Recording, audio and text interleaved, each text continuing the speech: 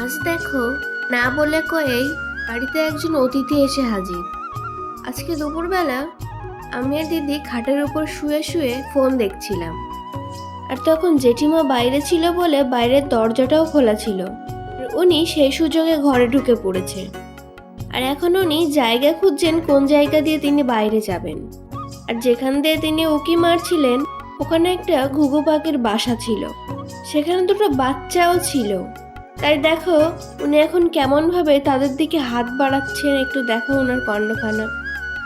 আর দিদি তো বারবার ওকে তাড়া দিচ্ছিল যেন বাচ্চাদের কোনো ক্ষতি না করে। যে জেঠিমার কাছে পেঁপে দেখলো, তখনই দেখো এবার বাঁশ বেয়ে কেমন ভাবে খাটের উপরে এসে বসবে।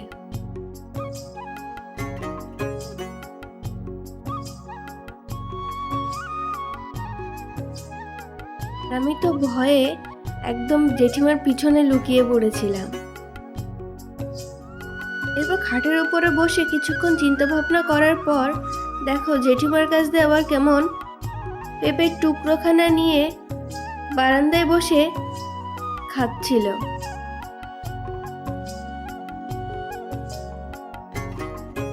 দেখে মনে হচ্ছে যেন বাড়িটা পুরোটাই ওনার। এরপর ওখানে বসে খেতে আর সুখ হচ্ছিল না, তাই উনি